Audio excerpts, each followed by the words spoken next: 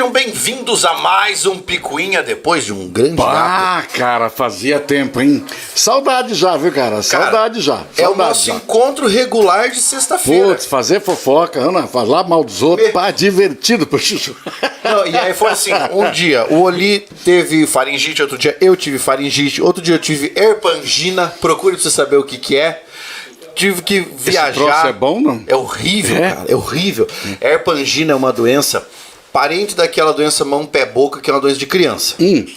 Então, quando dá em criança, é tranquilo, porque a criança fica com um pouquinho de febre, e aqui, nas tonsilas, Nossa na garganta, na Senhora! região orofaríngea, Meu Deus do céu! surgem pequenas aftas. E em criança é bem suave, costuma ter uma afta de cada lado. O meu filho teve. E aí eu lá, o tempo todo agarrado no meu filho. Chegou um dia eu com uma febre louca, eu falei, cara, tô com dengue. Só pode, tô com dengue, porque pra quem não sabe, nossa cidade tá vivendo um surto de Você dengue me falou que tava com dengue. terrível. E aí, cara, passou o tempo e ver, não era. Por quê? Começou a dar uma dor terrível na minha garganta, fui olhar, tomado de afta, assim, toda essa região. Eu não conseguia engolir. Pá. Pra eu engolir saliva, eu tinha que ficar com gelo na boca. Porque é uma dor terrível. E daí essa foi uma das razões pelas quais a gente não teve picuinha. Estamos voltando agora. Estamos voltando agora pra pegar fogo, cara. Pá, nem fala. O assunto de hoje é sensacional. É sensacional. Mas antes da gente entrar nesses últimos assuntos aí, eu li. Muita coisa já aconteceu de lá pra cá. Já. Que a gente nem conseguiu falar. Inclusive eu queria começar o Picuinha de hoje fazendo um comentário que a gente, inclusive, nós temos um grupo que a gente fica tirando onda e aí nós jogamos no grupo esse tópico, cara, porque parece que a Finlândia anunciou que vai ingressar na OTAN. Mas faz tempo que tá querendo isso. Isso aí não é novidade, não, cara. Não é Você novidade. acha que isso aí não vai dar nada? Porque parece que a Rússia já deu uma reclamada, né? Mas vai reclamar sempre. Eu acho o seguinte, vai reclamar sempre. O momento é esse. Os avanços da OTAN estão acontecendo, todo mundo sabe disso. A gente só não estava sabendo muito em função de que a nossa preocupação estava na pandemia. É verdade. Nós nos focamos na pandemia e deixamos o resto de lado. Logicamente, de 91 para cá, 13 países passaram a fazer parte a mais da OTAN, que pertenciam antes ao chamado leste europeu, de área de influência da antiga União Soviética. Ali no Pacto de Varsóvia? Isso, então a situação básica é, extinguiu-se o Pacto de Varsóvia, muitos deles entraram para a União Europeia, entraram para a OTAN, então faz parte do contexto. Agora a região que você tem, envolvendo Finlândia, envolvendo Ucrânia, é o grande pedra no sapato.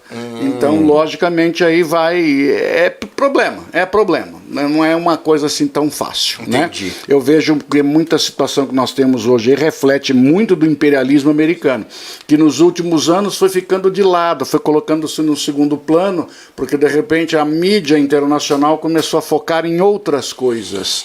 E essas outras coisas acabaram se tornando mais atrativas nos processos dos noticiosos, entendeu? Gerando mais cliques. Obrigado. Então, como dá mais cliques, Valeu, por assim dizer, obrigadão, Carlão, aí, logicamente, as pessoas dão atenção maior. Mas que é uma expansão nitidamente dos Estados Unidos, Os Estados Unidos estavam voltando à ideia imperialista que nós tínhamos. Alguns países europeus também têm a mesma ideia, a mesma prerrogativa, talvez não mais como já foram no século XIX. Mas a ideia da expansão continua. E eu sempre digo, a Europa continua agindo como se fosse uma nação imperialista, dando palpite de uma maneira que não tem como ficar se metendo da maneira como eles estão se metendo, não. Entendi. Cada um no seu quintal. Entendi. Desde a Paz de Westfália que a territorialidade deve ser respeitada do século XVII para cá. Mas algumas vezes, no termo geopolítico, eles estendem acima, um pouco acima daquilo que lhes caberia. Porque às vezes não, né? Sempre o poder econômico, né, acaba dando certas prerrogativas de tentar interferir na ordem mundial. Na ordem mundial. Então É aí uma nós coisa temos hoje uma curiosa. nova ordem da nova ordem mundial. A coisa está nesse pé hoje, né? Então, enquanto nós tínhamos uma bipolarização, todo mundo sabia como funcionava. Passamos para uma nova ordem mundial e agora nós estamos num rearranjo dessa nova ordem mundial. Entendi. Onde eu vejo, na minha visão, então, opinião minha agora, pessoal, tá? Eu acho que os Estados Unidos estão querendo voltar a ser o que ele teria sido já no começo do século XX. Perfeito. A época de ouro dele voltando à tona. Ou seja, eu sou o grande foco da atenção do mundo ocidental, suplantando a Europa. Perfeito. Além disso, cara, houve muita coisa. Olha lá, o Thiago Barbosa mandou boa tarde, professores. Professor, ele tá no estilo sempre, cara. Tá friozinho lá fora, cara. Sempre o Oli é o cara que vem, ele é o representante do estilo aqui no quadro, no Picuinha. Eu venho no meu mendigo style e o Oli vem sempre morrendo. Lá fora tá frio, o velho sentiu frio, cara. Então tem que se proteger com um casaquinho, né? Outra coisa, cara, parece que houve uma reviravolta. Agora isso aqui é só especulação. Parece que houve uma reviravolta no caso do Johnny Depp com a Amber Heard. Nossa, cara, isso tá dando uma repercussão na internet, cara, que todo mundo tá falando dessa parada. Mas é que a Lei Maria da Penha também, ela pega de tudo quanto é lado, né, cara? É. E agora qualquer coisa que você falar é mentira dele. Então nós temos assim, é uma visão interessante, né? Na visão que eu tenho, por exemplo, a mulher que sofre uma violência, no momento em que ela denuncia, existe uma dúvida em relação à veracidade do que ela diz. Isso é uma grande reclamação das mulheres. Fato. E quando um homem é acusado da Lei Maria da Penha, existe também em relação a ele um descrédito em relação à sua própria defesa. Claro. Então aí você fica aí com 2 pesos e 2 medidas. Quando você é atingido pela lei ou você é atingido pela violência, o descrédito da sua palavra. Eu acho que isso é um troço terrível. Você ter que provar sempre aquilo que você fala. Eu já tomei uma decisão comigo. Eu não provo nada mais daquilo que eu falo. Se você quiser acreditar no que eu digo, perfeito. Se eu tiver que provar para você, eu não preciso desse relacionamento. Entendi. Cara, isso aí tem sido alvo de muita discussão na internet, o pessoal fazendo vídeo dos julgamentos, sabe? Uma coisa muito louca. Aproveita aí você que tá no chat, manda o seu nome, de onde você tá falando, pra gente poder conversar com você, porque o assunto de hoje vai ser bem legal. Já compartilha o vídeo e siga o Oli nas redes dele. Opa! Tá? Já fala aí, Oli, pra galera. _Oli no Instagram, dali você vai para todos os outros caminhos, inclusive YouTube, por aí vai. Show de bola! _Oli. Então, hoje nós vamos falar sobre educação e principalmente educação no Brasil. Então, este é o episódio do Picuinha que você precisa mandar lá no seu grupo do WhatsApp, da família, para aquele seu amigo que sempre fala sobre educação, para a galera que fala sobre educação. Brasil é não sei o que lá. Hoje nós vamos falar sobre isso. E aqui nós temos, eu estava falando agora há pouco com o Oli lá fora sobre o tempo de tablado, né? O Oli estava me confidenciando que tem quanto tempo tablado, Oli? 42. 42 anos de docência, né? Eu, neste ano, tenho o prazer de fazer 20, então somando 62 anos de conteúdo professoral. 60 anos é chão, né, cara? Porra. Meu Deus do céu. E veja só, nesses 40 anos que eu tenho de tablado, desses 60 anos eu digo para você que 60 anos são de pré-vestibular. Pré-vestibular, concurso e curso superior. Mas 90% deles pré-vestibular, eu trabalho com pré-vestibular até hoje, pré-vestibular realmente tá no meu sangue, entendeu? Eu vivo pré-vestibular. Concurso público, acho fabuloso também, mas eu digo assim, uma das coisas que eu nunca me conformei, sou honesto em dizer para você, o porquê que as aulas têm que começar 7h15 da manhã. Não tem como fechar a conta, não fecha. Vamos falar sobre isso. Eu me lembro de que quando eu era mais jovem e que eu tinha que ir para a escola, eu morava num bairro da periferia aqui de Cascavel, eu ficava um pouco afastado, né? Então eu me lembro de que eu acordava umas 5 horas da manhã para ter que tomar um café, me arrumar e pegar o ônibus, porque havia poucos ônibus naquela época, e eu acordava cedo para danar, cara. Às vezes eu acordava com ódio de acordar naquele horário, porque eu tinha que ir naquele horário para a escola. E, eu também acho terrível que as aulas comecem nesse horário. Mas você dormia que horário? Eu dormia por volta de 11h30, meia-noite. Tá, e o que você fazia depois que você jantava? Qual era a sua atividade? Costumeiramente, depois de jantar, ou eu resolvia as tarefas, dava uma lidinha em alguma coisa e ficava assistindo televisão com a minha mãe. Pronto. Era isso. Muito bem. Essa era a diversão. Hoje você tem disponível para o nosso jovem o quê? o mundo conectado. O mundo inteiro. Então como é que ele vai dormir 10 horas, 11 horas da noite? Ele não vai. As redes sociais chamam para que a vida vá noite adentro. A rede social chama para que ele continue vendo coisas cada vez mais curiosas, entrando o mundo adentro. Sim. Então ele não vai dormir antes de meia-noite, 1 hora, 2 horas da manhã. No outro dia, 7h15 da manhã, tem um cadáver insepulto na sala de aula. Esse é um grande problema que você vê. E nós fazemos um monte de reformas e não tem ninguém para discutir o horário que nós começamos a aula. Cara, isso é terrível. É terrível, cara. Então eu vejo assim, começaríamos nós hoje a discutir educação pela maneira mais boba e simples do mundo. O horário que se começa as aulas. Está errado. Está fora. Não condiz mais com a realidade. Por que não começar às 9h, acabar às 1h30? Qual é o motivo? Por que tem que ser realmente 7h15 da manhã? 7h15 da manhã. Que é uma coisa completamente descabida.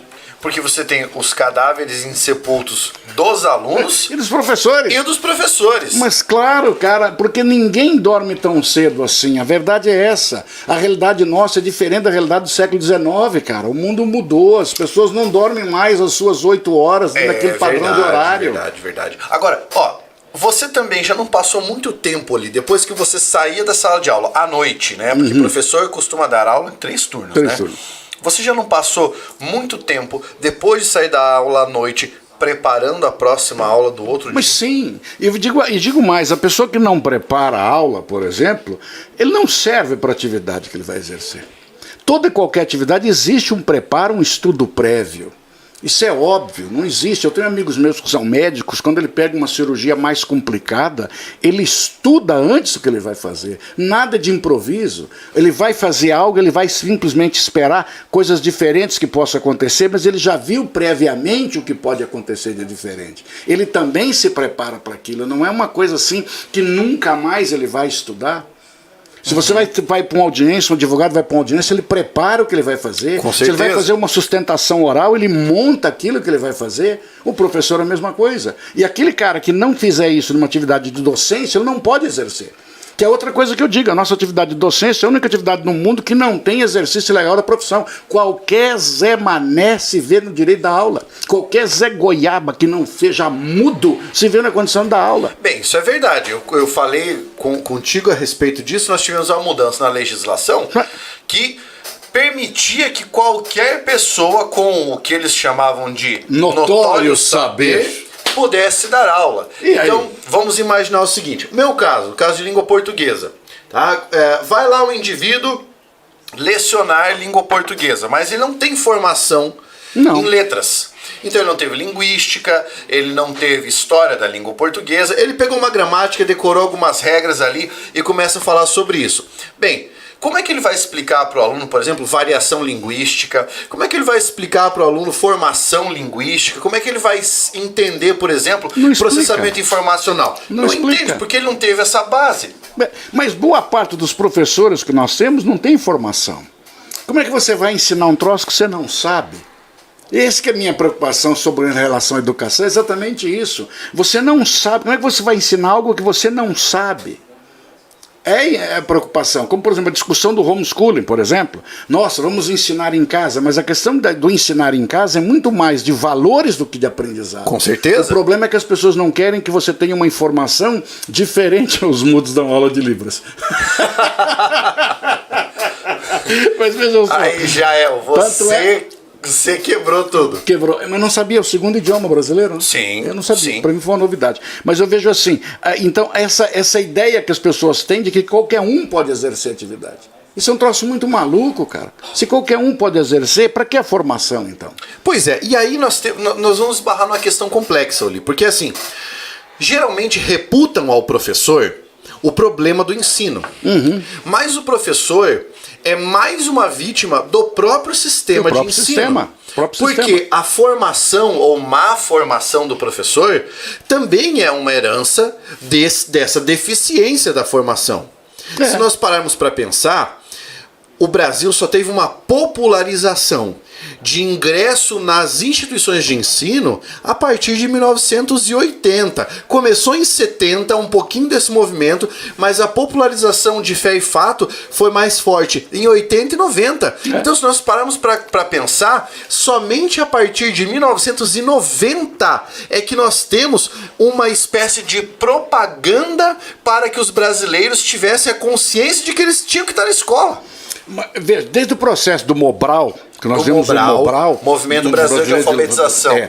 Então, desde o Mobral que nós começamos a ter essa preocupação de que você deveria alfabetizar esse grupo, para que as pessoas pudessem ter formação e para que você pudesse ter consciência do que você é como cidadão e pessoa. Porque isso é extremamente importante, você ter uma noção e essa consciência. Hoje nós falamos, por exemplo, que você deve ter uma educação que seja voltada muito mais ao aspecto de formação humana. Por qual motivo? Porque nós estamos hoje num mundo altamente tecnológico. Exato. A nossa educação 4.0 vem na associação da indústria 4.0. Então, da mesma forma que a indústria tem as suas dificuldades de implantação do processo dessa indústria 4.0, que é tudo conectado, a educação esbarra no mesmo processo. Então ela tem também um entrave nesse contexto. Mas o que eu vejo sempre é, nessa nossa questão de formação, nós temos que valorizar o lado humano. Vamos valorizar o lado humano. Mas nós estamos formando professores hoje que não têm relacionamento humano na sua formação. Claro. Eles se formam online. E não estou dizendo com isso que a educação online esteja errada, não é isso que eu estou dizendo. Mas muitos países já falaram que a pedagogia não pode ser feita online. Porque como é que você vai discutir, por exemplo, vamos discutir online como tomar posicionamento em sala de aula em relação a algumas atividades se nós não vivenciamos isso? Nós só discutimos a teoria. Nós só falamos na teoria como nós devemos proceder caso isso aconteça aqui, caso isso aconteça ali, caso isso aconteça lá, mas nós não vivenciamos isso. Nós temos a teoria. Então a educação à distância é muito legal, é muito perfeita, mas será que em questões pedagógicas também não seria necessário muito do presencial? Mas a educação online, ela padece do mesmo problema que a educação presencial padece quando você coloca o início da aula às 7h15. É o mesmo problema. Porque se você tem a faculdade de estar na sua casa e simplesmente mutar o seu microfone ou desligar a sua câmera, você não é obrigado a assistir a aula. Claro que não. E aí, como fica a sua formação nesse aspecto? Oli, eu me lembro de que durante a pandemia, o strike forte da pandemia, nós tivemos 300 dias de instituições de ensino fechadas no Brasil. O maior do mundo. Exatamente, o maior do mundo. E eu me lembro de que a minha esposa estava fazendo a graduação, ela está fazendo graduação em arquitetura. E várias provas foram online. Prova online. Aí você imagina, ela estava ali fazendo a prova, e aí em um momento ela estava fazendo prova de história da arte. Tá? Eu estou contando aqui agora, se alguém fizer um corte, vou mandar pro professor dela. Ela fazendo a prova de história da arte, eu lá na sala, ela, Pablo, vem cá, viu? Qual que é a resposta dessa aqui? Entende? Então, tudo bem que até mesmo eu sou contrário ao sistema de provas. Né? Eu sou contrário a esse sistema que nós temos de provas. Mas enfim, a prova era feita online, então tudo. Você podia faltar todas as aulas na prova, você pegava lá no Google, ó, pesquisa, responde e tira 10. Mas tudo bem, mas veja só, mas isso que a sua esposa fez não é problema da educação. Ela não vai estragar todo o processo de formação da sua esposa. Ah, não. Não vai, porque nas aulas presenciais, quantas vezes nós não colamos? Claro. O colar é uma parte, faz parte do métier educacional. Agora vejam só, quando nós estávamos doentes, nós chegamos até a nos conversar ali de talvez fazermos online. E a nossa resposta foi não. Não, porque o gostoso do nosso bate-papo aqui é você olhar pro cara e poder falar, discutir, discordar. Exatamente. Porque você tá junto, a vivência que eu digo é extremamente importante, cara. Então o México hoje não quer mais formação de professores online. O México não quer. Porque ele diz que isso refletiu na qualidade da sala de aula. Então o sistema STEAM que você tem americano, o S do ciência, o T de tecnologia, o E de engenharia, artes e matemática, são as áreas prioritárias que você tem. Mas isso para dar uma formação, que deve ser uma formação humanística, porque você está lidando hoje com um cara que a tecnologia ele já tem. Cara, a tecnologia está disponível. Concordo. Ou seja, qualquer coisa que nós estamos discutindo aqui, se você entrar na internet agora e digitar qualquer tema que nós estamos falando aqui, vai aparecer milhões de informações muito mais interessantes daquela que nós estamos falando aqui. Entendeu? Ela está disponível. Então hoje o que você precisa não é mais armazenar informação.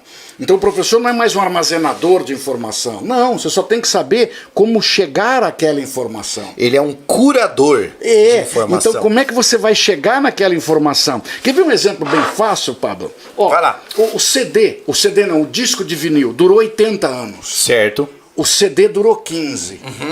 E você parou de ouvir música? Não. Mas você não quer mais carregá-la. Exato. Então você não quer mais carregar o seu pendrive de modão. Você não precisa mais do pendrive de modão na sua saveira. Não precisa mais. Não. Basta que você tenha o quê? Um Spotify. Pronto. Você continua ouvindo música, mas você não quer mais carregá-la. Você não quer mais ter aquela... mas eu coleciono discos. Não é isso que eu estou falando. Mas você não precisa mais ter aquela coleção enorme de discos para poder participar daquilo ali. Você pode entrar num sistema disponível, Spotify, o Deezer, e às vezes pegar uma seleção de músicas que alguém fez. Exato, uma curadoria. Fez, exatamente. E às vezes você chega no absurdo, digo por mim, de às vezes pegar o nome da pessoa que fez e dizer a outra que ela fez desse artista, eu não gostei. Eu não gostei desta aqui. E às vezes eu pego um outro cara e eu falo assim, não, o que ele fez desse aqui eu gostei. E aí a curadoria que ele está fazendo me é útil. Então eu não preciso mais ter todo esse bagagem, esse arcabouço de informações comigo. Eu só tenho que saber onde é que ele está. Como, por exemplo, eu sempre tive uma dificuldade em guardar placa de carro. Eu acho uma bobagem guardar placa de carro. Até que um belo dia escutei alguém dizer que ele usava a cabeça dele para guardar outras coisas. Ele não precisa saber a placa de carro. E nós temos hoje, por exemplo, as seguintes situações. Que telefones você tem de cabeça? Quais telefones você sabe? O meu. Eu só sei o meu. Eu só sei que no meu telefone tem a cara do filho, eu teclo ali, na cara do filho aparece. Agora, qual é o telefone dele? Eu não sei. É uma informação que eu não preciso mais guardá-la. Então eu digo assim, e a nossa educação ainda está partindo para esse armazenamento de informações.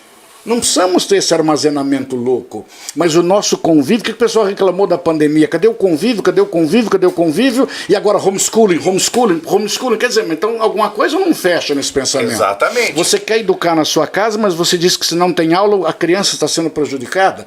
Então o problema não é a educação, são os valores que você não quer que ele receba. Esse que é o detalhe. Que valores você está recebendo? Durante quantos anos os pais simplesmente ignoraram essa questão de valores na escola? A vida inteira ignorou. De repente, de uma hora para outra, todo mundo falou, opa, valores? Uma vida inteira ignorou. Mas eu vejo assim, cara. Mas eu acho ali, a pandemia foi péssima. Foi péssima. Mas a experiência de as crianças terem que ficar em casa serviu para ensinar que não é assim tão fácil você achar que consegue dar conta da formação de um ser humano no aspecto intelectual. E muitas vezes a escola é para você despejar o filho. Eu vejo assim, muita gente gostaria que nem tivesse férias. Esse é um detalhe interessante. É só você ver cursos de férias, colônia de férias. Entendeu? Nós trabalhamos. Não é esse o mérito que nós estamos discutindo. Mas a escola muitas vezes é só para levar. Leva.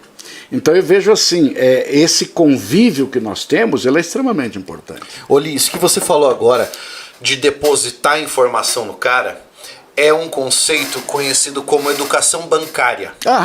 Né? Educação bancária. Quer dizer, o aluno chega vazio e o professor aqui, ó, carrega. E principalmente, ignora o que ele traz. Ignora o conhecimento que ele traz. Porque isso é desimportante. Né? Esse conceito de educação bancária é do Paulo Freire.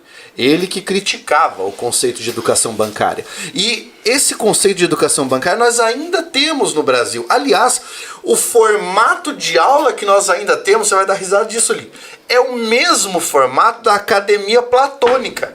A escola brasileira ainda está no mesmo formato, até mesmo nossa universidade. Só não usamos a ideia de que o ouvido dos alunos está nas costas.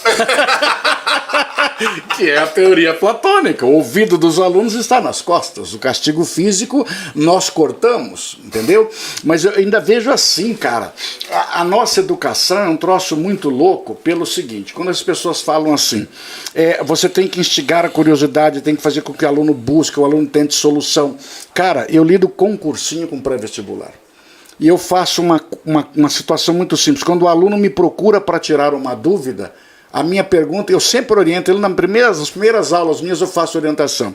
Quando você vem tirar uma dúvida comigo, a minha pergunta é sempre a mesma. O que você não entendeu? Quando você diz para o cara o que ele não entendeu, ele diz para você, eu entendi por que a resposta é essa.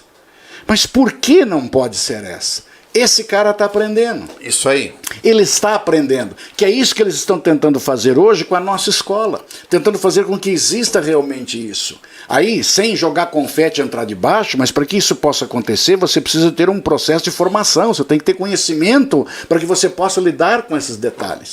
Professor tem que ter formação continuada. Mas não para nunca. Quando é que você parou de ler? Eu nunca parei. Mas você não para de ler, meu Deus do céu. Você está sempre lendo, você está sempre se informando. E às vezes você precisa ver algumas coisas até para distrair, mas até quando você se distrai, eu sempre digo, a leitura é uma distração? É uma distração. Para mim faz parte da minha atividade profissional. Uhum. É uma atividade profissional, ele faz parte. Eu considero como trabalho. E às vezes você pega algo que é um trabalho que se torna divertido. Porque você tem aquilo como curiosidade. Exato. Então, e o que eu vejo assim, nós hoje estamos procurando muito mexer com a questão educacional. Lembrando sempre que o professor não é mais o único ator que está em evidência. Correto. Então, quando você fala na indústria 4.0, qual é a situação que nós temos? O brownfield e o greenfield. O greenfield é a empresa que nasceu 4.0. Uhum. Ela já vem sem defeitos. Ela é nova.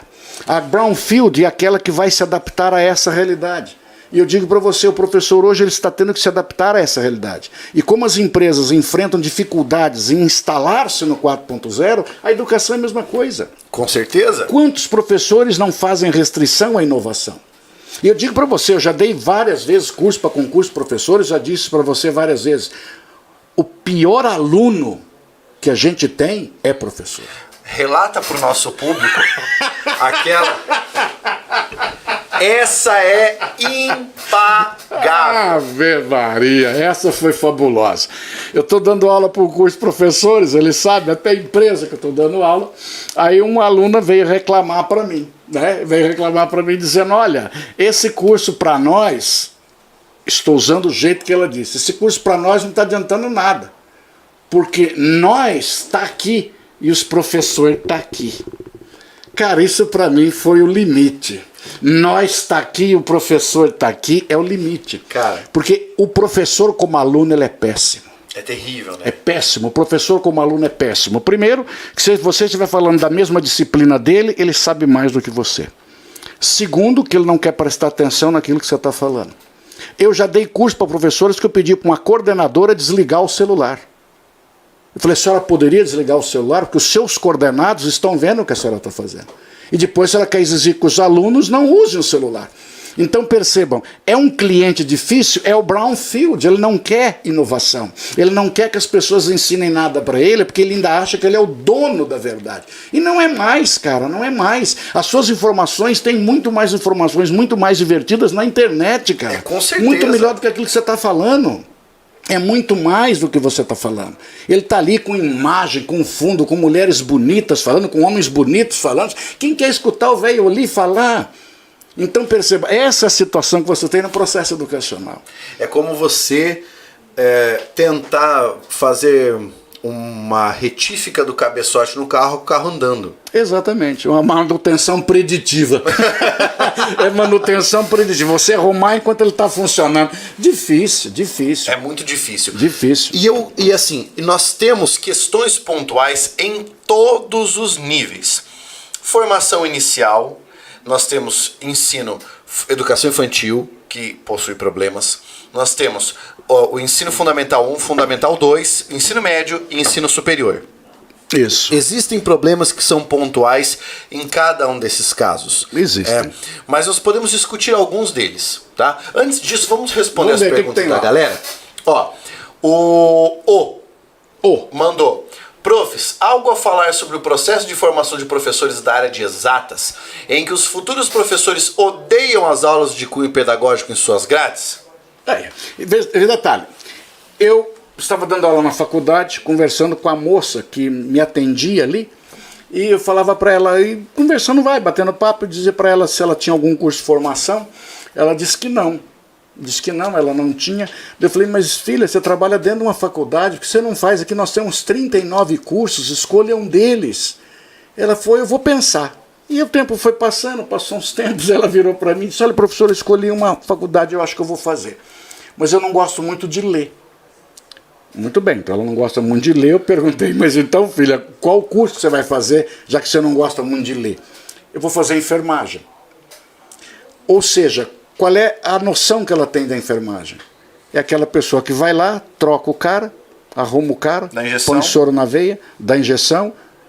É essa a imagem que ela tem. Por isso que nós temos, por exemplo, o caso que aconteceu de você ter uma alimentação parental e ser introduzido na veia do cara porque a pessoa fez a situação errada. Mas a imagem dela, ela quer estudar, mas ela não gosta de ler. É como o caso, por exemplo, ali, o cara vai fazer área de engenharia, mas ele não quer ter uma área de formação pedagógica, mas ele quer dar uma aula de matemática. Ele não poderia exercer dessa forma. Ele não poderia ser professor, porque a parte pedagógica faz parte do processo. Como eu digo às vezes para professores, como é que você pode querer ser professor se você não gosta de aluno? Cara, você não gosta de aluno. Você tem que ter aquela formação, a propedêutica do magistério, que é a licenciatura. Você tem que passar por isso. O seu papel social qual é? Transformação? Não. E você é conhecido como? Professor. Professor. Aonde você vai? Eu tenho um grupo que nós andamos de moto. Me chamam do quê? Professor. Eu não dei aula para ninguém. Basta um deles virar para mim e dizer, ô professor, tudo bem? A partir daquele momento eu sou professor. É isso aí. E você professor em qualquer lugar que eu estiver. E você nunca mais se desreveste dessa autoridade. Pronto, eu encontro às vezes pessoas que foram alunos meus nos anos 90, cara. Cara, hoje são chefes de família, mães de família, algumas delas caminhando quase para ser avô, e me encontram e falam, professor. Aí vira pro filho dela e fala, esse aqui foi meu professor. E o filho dela, que nunca me viu, fala, professor. Esse é um papel social que você tem, identitário isso. Uhum. Agora, você tem cara que dá aula que não gosta de aluno, isso não existe, cara, isso não existe. Então o cara tem que ter formação pedagógica, né? O opa respondendo pro O ali. Mas tem que ter uma formação pedagógica. Eu vou fazer um comentário que isso pode parecer estranho, porque assim, você mencionou professores da área de exatas. Eu vou esclarecer um tópico aqui, porque parece que são os professores de exatas que não gostam de pedagogia. Exato, não. Eu me formei em letras com mais 35 colegas, dos 55 que iniciaram o curso. Diversos, nas aulas em que nós tínhamos prática de ensino, você tinha prática político-pedagógica. Exatamente. Ninguém aparecia. Ninguém aparecia. Os PPPs, projeto político-pedagógico, não aparece ninguém para discutir. E aí o detalhe, não é a discussão em si que atrapalha o processo, é a ausência da discussão que atrapalha o processo. Correto. Se nós não temos a discussão, isso já vem da democracia grega. Se eu não me engano, foi Temístocles que disse isso. Não é o problema do debate, é a falta de debate que atrapalha o processo. Correto. Porque se nós não debatemos, se nós não discutimos, como é que nós vamos saber como é que a coisa vai funcionar? Concordo. É aquilo que nós temos, discutir só a distância, discutindo a longa distância, nós não vamos saber qual é o problema que nós estamos enfrentando. E um detalhe, a educação à distância sempre existiu. As guerras, por exemplo, você ensinava os soldados a manipularem as armas com EAD. Nós não tínhamos reunião de soldados, gente, vai ter um curso amanhã para ensinar a mexer com a arma. Não, eles filmavam um cara ensinando o outro cara ali a mexer a arma. É isso aí. E um detalhe interessante, nós sempre tivemos disponível essa ideia da educação EAD. Nós só passamos a perceber que ela tem disponível quando nós tivemos a pandemia. Exato. Porque o sistema já estava operacional nos sistemas de computadores há muito tempo. Mas por que ninguém usava? Nós tínhamos curso por correspondência. Exato, mas por que ninguém usava, Pablo, se ele já estava disponível? Porque nós não víamos necessidade. Então a pandemia nos trouxe a necessidade. O processo não vai parar. É a emergência. O processo não vai parar. Tanto é que nós encontramos o quê? Se fala muito em ensino híbrido. Aí o que aconteceu? Nossa, no ensino híbrido permitiu-se que uma parte dos currículos seja EAD. 30%. Aí o que aconteceu? Que pegou tudo aquilo que eles acham que é teórico e jogou inclusive as disciplinas de formação humana, que exigem contato. Que exigem contato. Ora, se você exige contato, exige conversa, exige trocar informações, por que não pode ser presencial? Tanto é que nós temos faculdades hoje fazendo propaganda do quê? Você vai ter uma sua turma presencial para você ter a sua turma, você ter o seu colega de turma, você ter o seu grupo que vai formar contigo. São seus colegas de faculdade. Pense a longo prazo, quantas coisas desapareceriam. Por exemplo, até a tradição da formatura. Mas ela tende a sumir, porque você não tem mais amizades. Cadê a amizade? E eu digo para você o seguinte, até eu comentei a questão de dias em sala de aula. Nós sabíamos que uma sala de aula não tinha aluno quando nós sabíamos que naquela sala você ouvia barulho. Ó, tá faltando o professor na sala X. Porque havia conversa, havia barulho. Hoje você passa na frente de uma sala o silêncio absoluto. Por qual motivo? Todos estão no celular. Todos. E eu até comento o seguinte, você está no celular e você passa mensagem para a pessoa que está do seu lado. Aí você passa a mensagem e fica olhando para ela, ver se ela recebeu. Até mesmo a conversa mudou. E aí se ela demora para ver, ela fala assim, vê aí, eu mandei para você. Aí a pessoa vai abrir o que você mandou para mim, mas você está do meu lado, por que você não fala comigo? Por que você não conversa comigo? Então as pessoas estão se isolando e estão querendo que as escolas sejam o quê? O local de socialização apenas? Então você não está fazendo, você não está mexendo com a educação. Nós temos uma nova forma de sociabilidade que exige respostas a essas perguntas que ela tem feito, né? Lá. Vamos lá. A do Will. Vocês acham que a iniciativa da China, o que vocês acham da iniciativa da China de proibir colégios ou faculdades privadas? Mas na China não é novidade nenhuma, né? Lá, bem, na China isso não faria tanta diferença. Não faz tanta diferença. Mas eu queria chamar a atenção para um caso curioso. Oli, durante toda a sua carreira como professor, que você falou que você costumeiramente e também por opção trabalha com pré-vestibular. Geralmente, que aluno está no pré-vestibular daquele cursinho privado? Quem é esse aluno? É o aluno que vem de uma formação ruim, de base, e que ele precisa entrar num curso competitivo e ele se vê numa condição de estar numa desvantagem na competição. No aspecto de poder aquisitivo. Ele tem são duas tendências. Ou ele vem de um poder aquisitivo alto, que ele já vem de uma formação privada desde a sua origem. Aí esse cara que vem de uma formação privada desde a sua origem, por estar mais bem preparado, ele vai para o público gratuito. Era isso que eu ia dizer. Era aí que eu queria chegar. Aquele que vem de uma situação precária, de um ensino público precário, e consegue ir para aquilo que seria um curso privado para fazer uma formação, ele acaba indo para o privado na sequência. Então nós temos uma inversão de valores. Essa inversão de valores é que é a grande discrepância da nossa educação. Aquele que tem a maior renda ocupa os maiores bancos das universidades públicas. E aquele que tem a menor renda, ele ocupa a menor parcela. Nós estávamos discutindo isso no dia do casamento do nosso amigo lá, do Cris. E aí o que acontece? A família da noiva, que era americana, estava conversando conosco e tal, e aí um amigo falando, aqui no Brasil o sistema educacional funciona assim.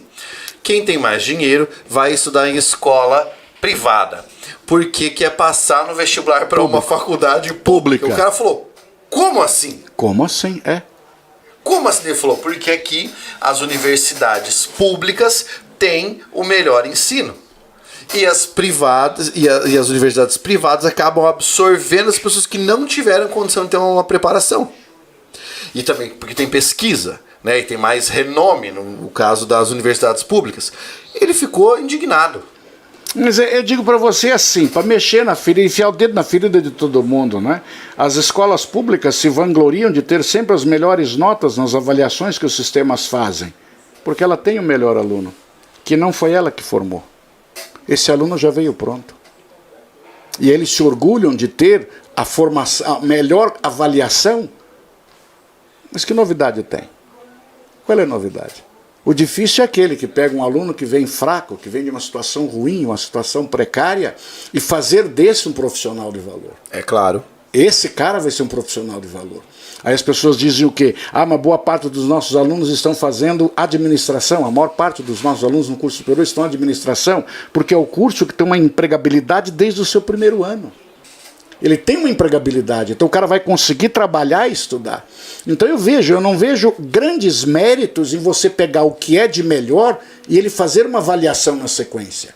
Porque eu digo para você, nós sabemos perfeitamente bem que muitos professores das universidades públicas são sofríveis na sala de aula. Sim. Sofríveis. Quando eu digo sofrível, é cara que não sabe, desculpa a expressão, bosta nenhuma. Ele só entrou no concurso público e a partir dali ele assentou-se num berço esplêndido. E há muito tempo. Entrou e está lá há muito tempo. Tá lá, eles não querem dar aula pro curso de o cara que começou no início da graduação, ele quer dar aula só pro cara que está no final do curso para cuidar dos TCCs, ele quer orientar apenas aqueles que estão dentro da sua área de pesquisa, ou é mentira o que eu estou falando? Isso é a maior tendência. E aí? Quer ver um exemplo? E isso é fato.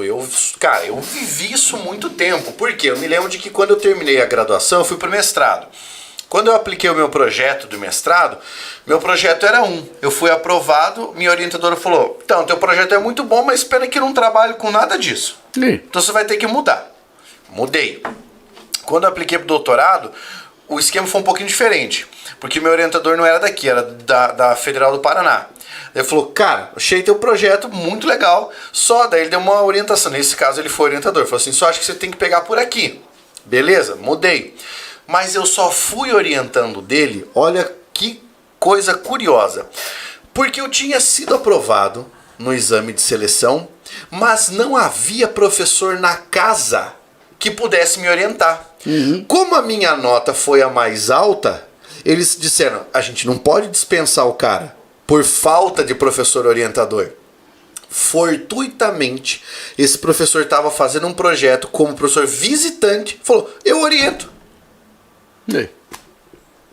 Só por isso. Senão eu teria passado num exame que é de caiu da bunda e não teria conseguido fazer. Mas é isso aí. Então eu digo para você o seguinte, a nossa educação está no brownfield, ela está esbarrando em professores que não querem mudar. Eles querem permanecer no mesmo sistema que eles já estão. Professores, o próprio sistema de ensino. Vamos coordenação, agora falar de direção. Exato, vamos falar em agora instâncias superiores. Na questão de pesquisa. Agência de fomento de pesquisa. Tá? A pesquisa brasileira é extremamente recente e nós temos ótimos pesquisadores que estão saindo do Brasil porque não podem pesquisar aqui. Um exemplo que foi o que aconteceu comigo. Eu mandei o meu projeto pós-doutorado para fazer minha pesquisa na Universidade de São Paulo e aí a minha pesquisa não podia ser desenvolvida porque nós tínhamos um corte de recursos. Não dava pra pesquisar. Eu entrei em contato com um amigo meu, lá, o JP, um abraço pro JP, Marum e pra Selva. Mandei uma mensagem pra eles estavam na universidade lá de Siracusa. Falei, ó, eu tenho uma pesquisa assim. Eles falaram, cara, manda pra cá, porque nós absorvemos pesquisadores. É interesse do país ter pesquisadores. Claro que é. O que tem lá pra nós? Vamos lá. A Jael disse... Eu me lembro de muitos profissionais... Antes disso tem o Thiago lá. O Thiago falou, aqui em Pernambuco aconteceu mesmo. Uma técnica de enfermagem aplicou café com leite na veia do paciente. Às vezes é uma das que não gostam de ler. Por exemplo, a minha esposa teve uma crise de rim.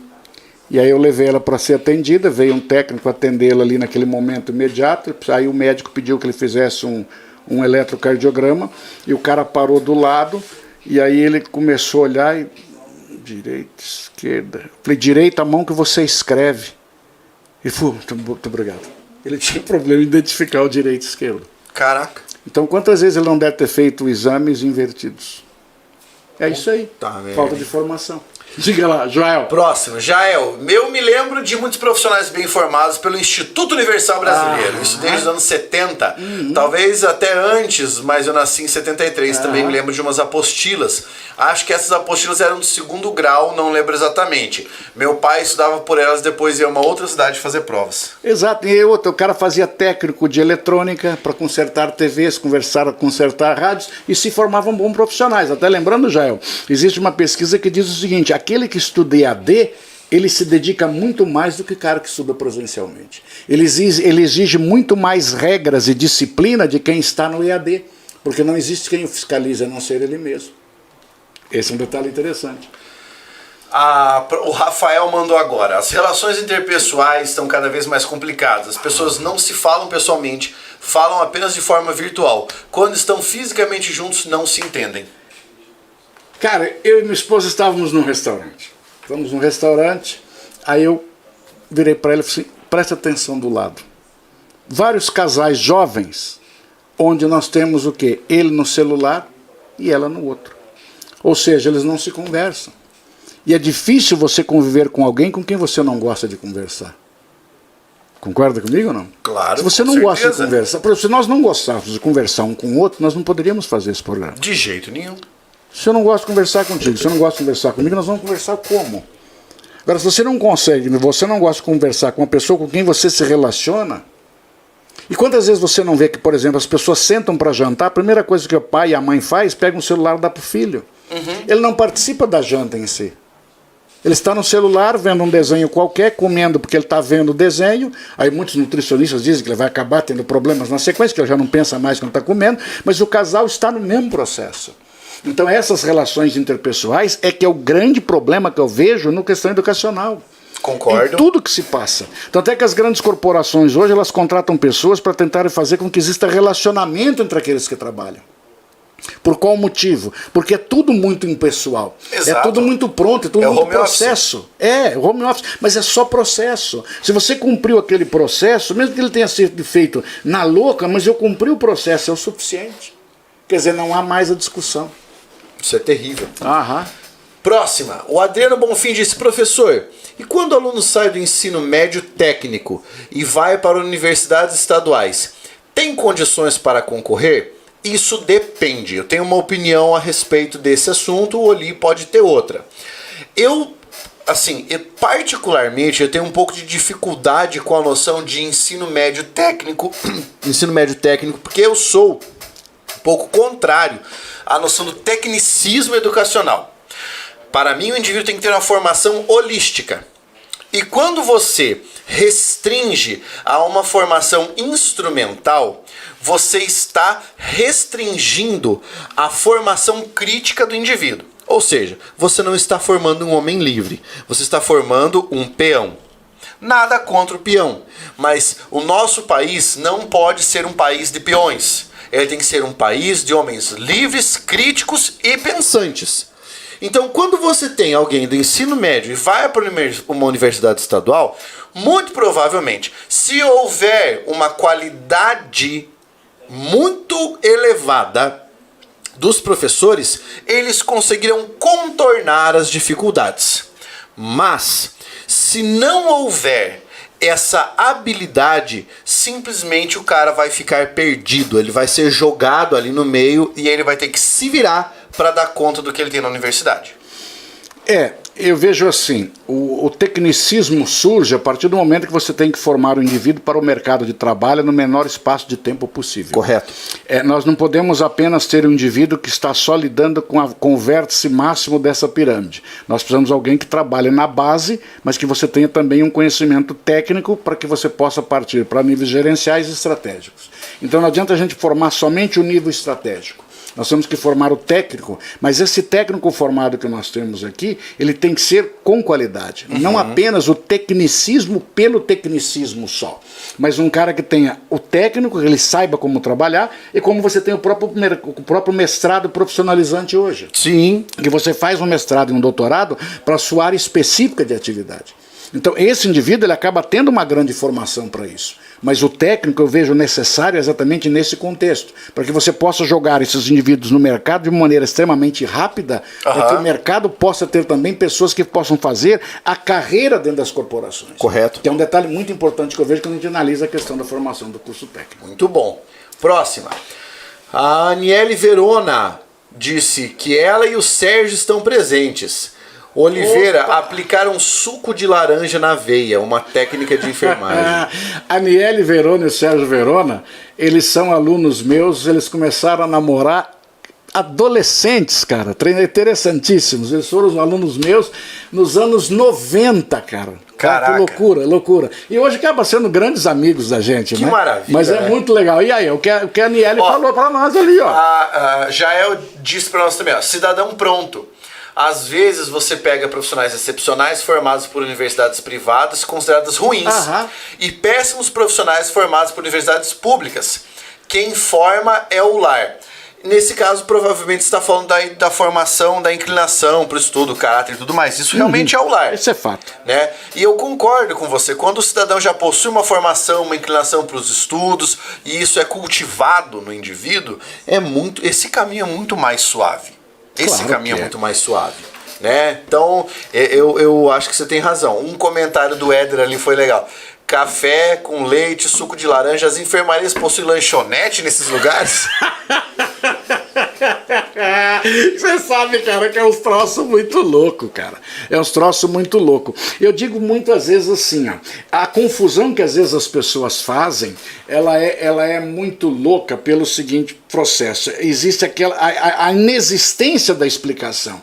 Quando a gente às vezes diz que muitas vezes você é repetitivo, mas as pessoas não dizem o que você quer, não dizem o que você tem que fazer, não dizem o que é necessário. Elas querem que você adivinhe a situação. Claro. E não é por aí. Então esse processo de você formar, de você ir explicando e ser repetitivo, é o caminho que levaria também a um processo de aprendizado. Então muitas vezes a formação que esse cara tem é uma formação superficial.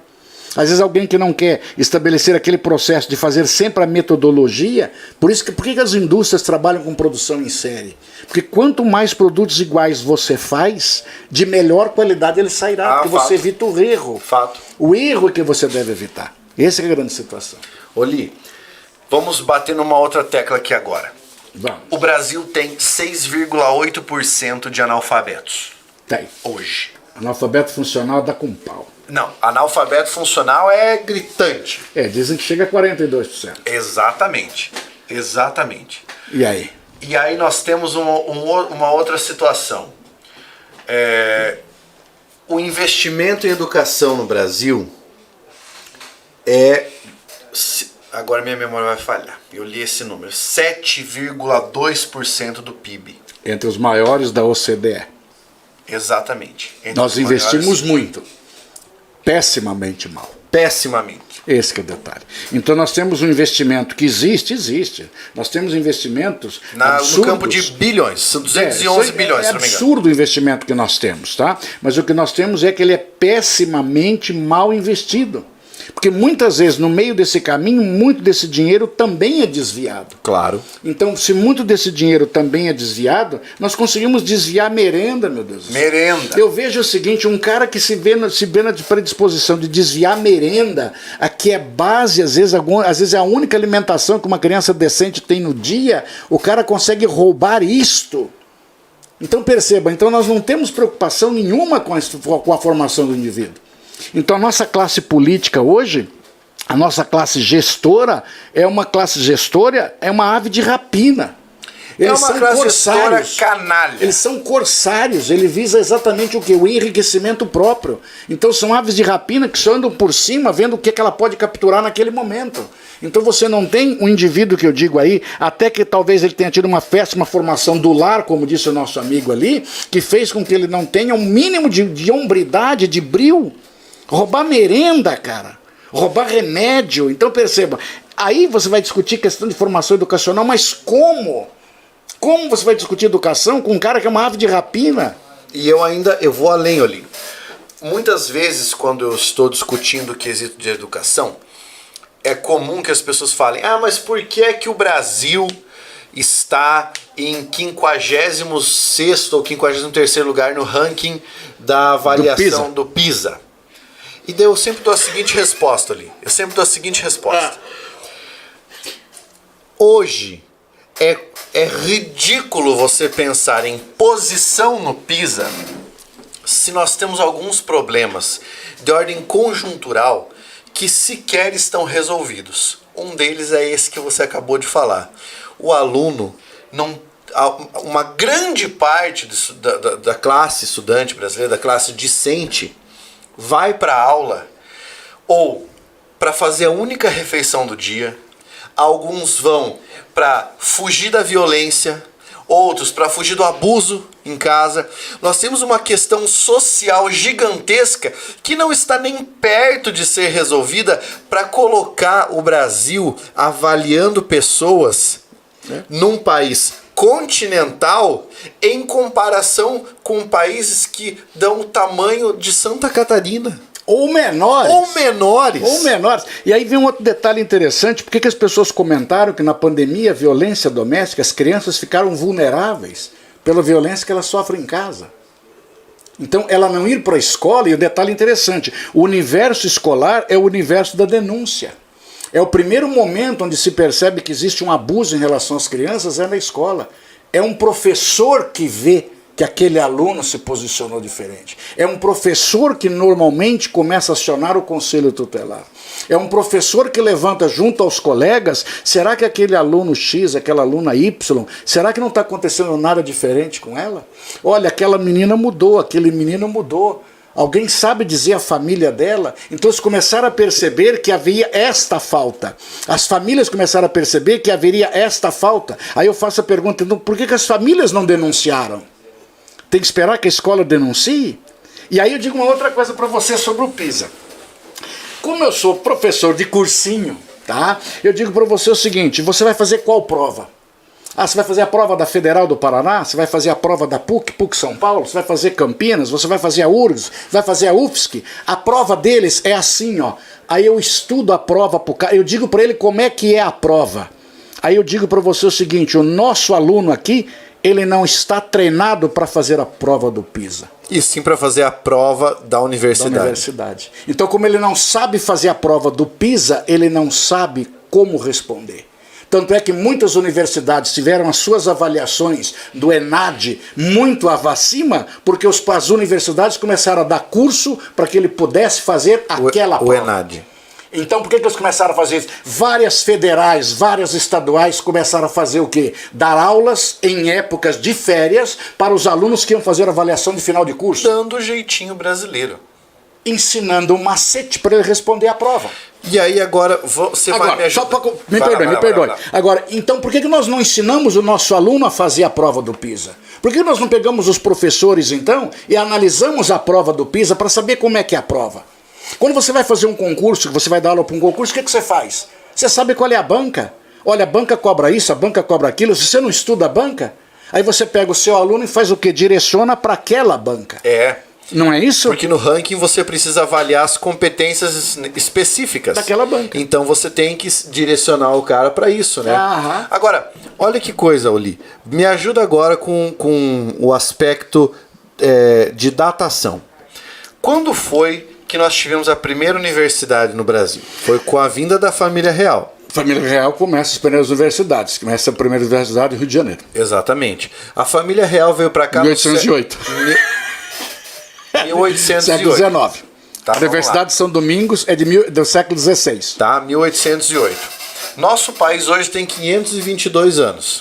Tá? Ontem eu estava fazendo uma pesquisa discreta, porque eu queria conhecer uma universidade em Paris. Eu fui pesquisar qual foi a data de fundação da Sorbonne. 1158. É. As primeiras universidades são do século XII. A Sorbonne tem mais tempo de existência do que o Brasil de descobrimento. Mas a de Salerno é a primeira ainda. E é quase 30 anos antes. E você veja, quando nós pensamos... É a universidade, não é um local qualquer de instrução. Então, ainda há muito para amadurecer na educação brasileira. Porque esses erros eles já cometeram há 500, 600 anos atrás. E como eu falei, nós temos um país continental. Você pode ter alguns locais, beleza, né? Aham. E outros lugares que ainda precisam engatinhar muito nisso, cara. Vamos ver, olha quanta pergunta tem ali, cara. O Lucas Garcia mandou, tem um livro que gostaria de indicar para leitura, O Estado Empreendedor, de Maria Manzucato, que mostra a importância do Estado na fomentação de pesquisa e inovação tecnológica. Muito bom, muito bom, fica aí. Tem lá em cima, tem mais coisa lá que você pulou lá, tá lá, onde é que veio? Ah, é verdade, o Adriano Bonfim fez uma pergunta legal. Como fica a educação e o metaverso? Eu digo que ela vai ficar do jeito que nós estamos tendo hoje. Vai ser a sala de aula virtual, com bonequinhos lá. Com bonequinhos. Nós tivemos o Avatar, lembra do Second Life? Agora nós estamos criando uma nova realidade. Na minha opinião, nós podemos ter qualquer implemento tecnológico, porque ele é só suporte para aquilo que é a educação em sua essência. A tecnologia não faz da sua aula melhor ou pior. Exatamente. Não faz. Exatamente. Não faz. Você pode pegar um professor ruim e entregar para ele tudo que é de lousa digital ao escambau. A aula continua ruim. E se você pegar, por exemplo, um professor bom, se ele tiver só quadro e giz, a aula vai ser fantástica. Porque educação, a questão de educação, ensino, o professorado em si, não é uma questão de suporte ao aparato tecnológico. É uma questão humanitária. Olha lá. O Verona trabalha, o Sérgio Verona trabalha com hospitais. Olha o que ele diz lá. Ó. Visito clínicas e hospitais há 18 anos e os profissionais de saúde não sabem regra de 3. É assustador. Regra de 3. Fechou? Fechou não? Ele fala, essa semana ele estava conversando no grupo, ele falou exatamente isso. Às vezes fazer dosagens, o cara não sabe fazer. Não sabe fazer dosagem porque não sabe a regra de 3. Olha lá, juntos há 33 anos. Cara, que maravilha. Que maravilha. O que o Lucas disse ali? O Lucas disse, a lei de Gerson foi a verdadeira praga nacional. Tirar vantagem em tudo. Certo. Ele falava certo. Tirar vantagem em tudo, certo. O cigarro do Vila Rica. Quem fuma Vila Rica tem vantagem, certo. Isso pegou. E ele disse, a corrupção acompanha o Brasil há mais de 500 anos. Os primeiros funcionários públicos que passamos a ter no Brasil, quando Dom João VI veio para cá, eles não tinham salário. Eles não tinham salário. Eles vão cuidar da alfândega. Mas como é que eles vão viver? Te vira. Então eles cobravam comissão para fazer o serviço. Então a comissão para fazer o serviço são as primeiras propinas que aparecem legalizadas no Brasil no serviço público. E detalhe interessante, as pessoas não veem... Na alfândega. E as pessoas não veem isso como um problema. Eles não veem a propina como um problema. Eles acham que isso é apenas uma esperteza. O público e o privado no Brasil se misturaram de uma maneira tal que nós achamos esperteza apenas o cara que desvia o dinheiro público. Nós não o consideramos ladrão. Esse que é o grande detalhe, ele não é ladrão. Ele apenas foi esperto. Ele aproveitou uma oportunidade. No condomínio onde nós moramos, ali, nós somos vizinhos aí, Pablo.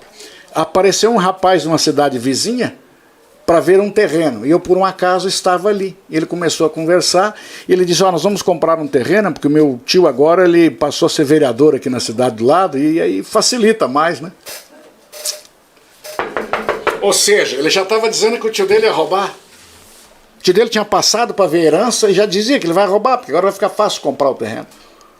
E isso o sobrinho dele. Fim, né, cara? Isso o sobrinho dele contando aos ventos. Ou seja, nem esconder mais que vai roubar, você esconde. Não é mais vergonha você roubar. Nós tivemos indivíduos que foram pegos roubando e simplesmente acabaram sendo inocentados por questões legais, por trâmites legais. Então, e aquilo ali, para nós, como se fosse algo normal, é apenas um sinal de esperteza. Não existe mais o bril. Ele se apropriou daquilo que não é dele apenas como sendo uma vantagem. Não é criminoso o que eu estou fazendo. É terrível isso. O que veio lá? Hoje cobram propina no público e no privado. Todo mundo cobra, impressionante. Lucas Garcia mandou, este livro da Mariana Manzucato vai na contramão do mito do neoliberalismo, pois mostra a importância da DARPA na criação da Apple e Microsoft. Ou, por exemplo, do que o governo dos Estados Unidos faz com a Tesla. Com a SpaceX, com a SpaceX. Você tem muita tecnologia que é de desenvolvimento governamental e que as empresas privadas se aproveitam para conseguir desenvolver e acaba ficando no colo da empresa privada, como se eles tivessem o mérito da descoberta. Ou como se eles não tivessem a proteção das suas, entre aspas, invenções com base em patentes do Estado. Mas eu vejo assim, cara, a iniciativa privada, ela vai existir sempre. Não podemos só demonizar a iniciativa privada, porque nós não podemos também transformar o Estado num gigante. Um Estado gigantesco na política do welfare state, ou seja, o bem-estar social, aquele Estado gigante que emprega e investe, nós acabamos caindo numa situação de uma corrupção muito forte nesse Estado. E não é só uma prerrogativa nossa.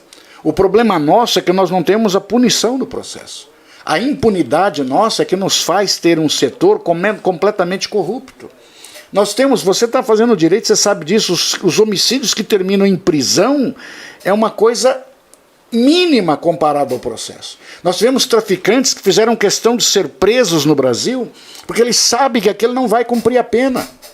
Ele sabe disso. Qual é o medo dele ser preso nos Estados Unidos? Porque lá ele cumprirá a pena. Nós temos o Texas que chega ao absurdo de condenar o indivíduo a 2 prisões de pena perpétua e mais um dia. Pô, eu acho isso fabuloso. É pra garantir. 2 prisões perpétuas e mais um dia. Quer dizer, então, o que eles estão fazendo? Eles estão fazendo o cara realmente será punido. Mas para nós aqui, nós temos dó da vítima. E a partir do momento que aquele criminoso monstruoso foi condenado, ele é vítima do sistema carcerário. Ele é vítima do sistema punitivo. Então nós entramos o quê? A solidariedade nossa orgânica, não é? Do Durkheim, ela é o quê? Ele deve ser sempre o direito restitutivo, trazendo o cara de volta, porque a instituição crime já cumpriu o seu fator social.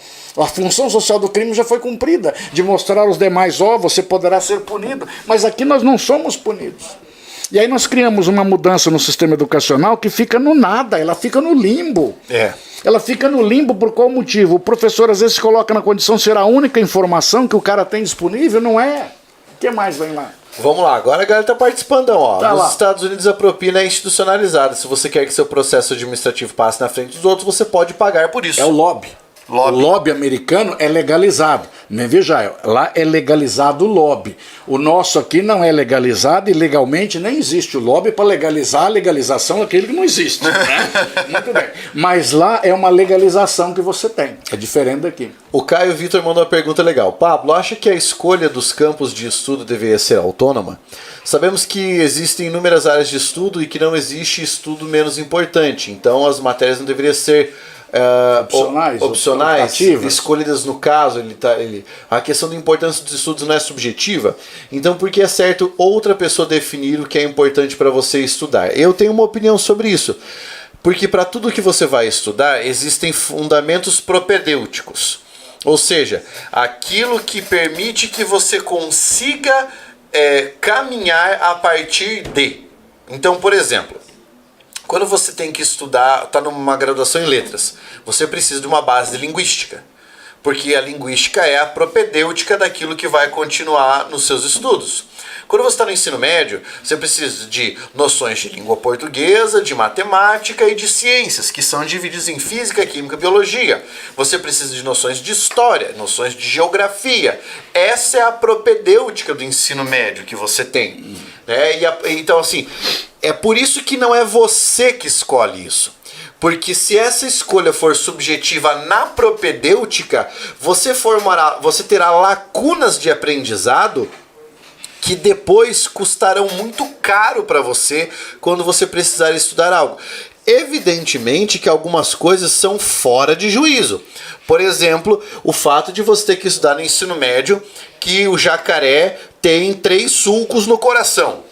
Né? E louco, tem né? lá um foramen de Paniza que é um sulco falso, entendeu? Isso é um absurdo, você não tem que guardar memorizar isso. Ou, por exemplo, ter que fazer balanço estequiométrico na química, tá? Aí já chega ao absurdo, porque isso não é propedêutico, isso você vai ver novamente numa graduação que lhe exige esse conhecimento, mas a propedêutica é necessária.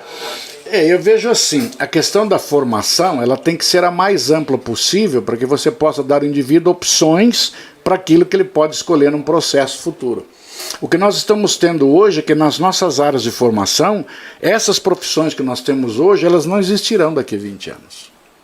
O que nós estamos formando hoje não vai existir daqui a 20 anos. Porque muita coisa que nós estamos mudando hoje, essa internet das coisas que nós criamos hoje, essa conexão, esse big data que nós vivemos hoje, faz com que as profissões elas vão mudando no decorrer do caminho. Quantos alfaiates você conhece? Eu conheço aqui em Cascavel nenhum local que tenha. Em Curitiba eu conheço um alfaiate e uma loja que arruma máquinas de escrever e impressoras de carretel. E amoladores de faca. Por profissão. Não o cara que é cuteleiro, o amolador de faca. Que passava com a bicicletinha invertida. Exatamente. Eu não vejo mais há muito tempo. São dois exemplos de profissão que uma delas que desapareceu, o amolador de faca, e outra, o alfaiate, que tende a desaparecer. E pior, a telefonista. A telefonista. Cadê a telefonista? O Senac dava curso de telefonista e a telefonista. Mecânicos hoje, por exemplo. Mecânicos hoje lê scanner. Eu sempre brinco que aqueles troços que eles colocam na frente do carro de proteção é para evitar que o mecânico se suje. Porque ele vive limpo. As oficinas têm hoje o piso branco. É mesmo? As concessionárias têm piso branco. É mesmo? Por exemplo, havia um projeto no início dos anos 40 que as indústrias nos anos 90 seriam todas escuras. Porque eles imaginariam que na terceira revolução industrial, na robotização, o mundo só teríamos a figura do robô. E a nossa terceira revolução industrial, ela realmente robotizou, mas o homem que está acoplado àquela máquina tem uma formação muito melhor do que o operário anterior que nós tínhamos na fábrica. E hoje nós encontramos que a nossa revolução industrial hoje é o Big Data, é só informação. As informações hoje que fornecem para você, é o Bitcoin, se eu não me engano, elas fornecem inclusive o seu número para que as empresas possam passar para você mensagens imediatas de promoção na loja que você está. Então hoje as informações é o que manda o mundo. Correto. Então as informações hoje circulam de uma maneira muito simples e rápida, e as empresas que não se adaptarem, elas vão acabar sofrendo e vão acabar sumindo. Por que a Kodak sumiu? Pelo próprio desenvolvimento tecnológico que ela criou. Ela criou a câmera digital para acabar com o filme que ela produzia. Ou seja, ela não acreditou na tecnologia que ela estava fazendo. Esse que é o grande detalhe. Eu estou criando uma tecnologia nova, mas eu esqueci que aquela tecnologia matará a minha indústria. Um suicídio empresarial. Agora, quer ver um exemplo simples? A Braskem, que produz plástico, né? Ela é a maior defensora para se acabar com o uso do plástico nos dias de hoje. Mas ela produz o que ela chamou de plástico verde, porque surgiu o problema do canudinho no narizinho da tartaruga. E se ela não for, aspas, politicamente correta, ela pode sofrer um boicote, ela pode sofrer um cancelamento por parte da sociedade que consome o produto que ela está vendendo. Exatamente. Então perceba, as indústrias têm que se adaptar. E a realidade nossa é essa. Agora, só a nossa educação que não se adapta, cacete. Só a nossa educação que quer ficar vivendo no mesmo sistema que nós vivíamos quando? No início do século XX? Exatamente. É aí que não muda. Ó, eu vou pegar mais aqui mais uma pergunta, porque já está dando nosso horário aqui de encerramento. Não parece 5h16. Onde é que você está vendo? Estamos a 1h16 ali, ó. Cacete! Vamos lá. Cadê? O Éder Vinícius fez uma brincadeira, mas vou ler a pergunta dele. O que os senhores acham de fecharmos o Brasil e abrir em outro lugar? Mudar o ponto para ver se dá lucro. Olha, você sabe que o Paraguai é interessante, porque as escolas vizinhas ao nosso Brasil, as crianças têm a formação em Guarani, a formação em espanhol, aprendem português e inglês também. Uau! E as pessoas dizem que o Paraguai está atrasado no processo. Só que as criancinhas têm 4 idiomas. Infelizmente a metáfora de que o Brasil é um balcão de negócios é verdadeira, e quem não participa dos negócios, o povo leva o pior sempre. Clínica de Cal Lucas que colocou ali. Parece que o Congresso Nacional é eleito fora do Brasil. É incrível, cara, é incrível. Mas isso também passa pela formação escolar. E aqui eu vou dizer uma coisa polêmica para encerrar, ou ele pode emendar depois. Faz o encerramento daí hoje. Tá? Que é o seguinte. Eu, Pablo, acredito que é necessário que dentro das escolas, desde a mais tenra idade, fale-se sobre política. Fale-se sobre política e que o debate sobre política seja aberto e seja realizado dentro das escolas. Porque hoje nós formamos jovens que não sabem para que serve um vereador, um deputado, um senador, não sabe como funciona a lei, não sabe o que é a Constituição Federal, não sabe o que é a constitucionalização das leis, não sabe nada disso, não tem a menor noção, mas sai da escola votando e com uma série de informações, como o caso do balanço estequiométrico aí. Eu digo assim, a política faz parte do sistema educacional, nós precisamos ter a política como essência, mas eu sempre digo a seguinte forma, nós não podemos torcer política. Sem partidarismos. Então o que nós temos esse professor que se diz o centro de todas as atenções, ele não é mais faz tempo. Ele é hoje um indivíduo que pode ser um mediador entre um aluno protagonista e uma informação. Ele pode dizer a esse aluno onde é que está a informação. Ele pode dizer a esse aluno que existe um sistema político A, um sistema político B, uma forma A, uma forma B, sem colocar de forma explícita, olha, esta aqui é melhor, porque quando ele diz que esta aqui é melhor, ele diz, eu acho que esta é melhor. Ele atribui àquilo um juízo de valor. E quando você atribui juízo de valor, é o achismo. A partir daí não dá errado. O que nós estamos vivenciando hoje é uma indústria que avança, uma educação que tem que avançar para acompanhar esse processo industrial que nós temos. As informações que nós estamos colhendo hoje, elas estão melhorando a nossa vida, porque elas estão otimizando o nosso trabalho, mas nós temos que ter, dentro dessa estrutura humana de trabalho, ter com que as pessoas tenham a humildade de dizer, olha, eu tenho esta informação, mas ela não é a verdade que você deverá segui-la. Ou seja, a sua verdade deve ser construída por você, com a informação que eu posso passar a você. Mas eu não posso dizer que o que eu estou dizendo para você será verdadeiro. Agora faz o encerramento aí, pedindo os likes e chamando até a semana que vem. Semana que vem nós viremos de um outro programa, deixa o like, você que sabe a sequência, deixa o like, como é que é? Deixa o like, faz inscrição nos canais. Isso, eu só sei dizer, você chão. Participar do Picuinha, você que quer uma hora aparecer aí, ser entrevistado por nós, manda uma também que vai ser um prazer. Você que quer patrocinar o Picuinha, tem o contato aqui para você patrocinar. Manda uma mensagenzinha que vai ser um prazer anunciar o seu produto aqui. Beijo no coração, tchau pra vocês, até mais 1h20. Pá, Valeu. passa muito rápido. Um abraço, tchau, tchau.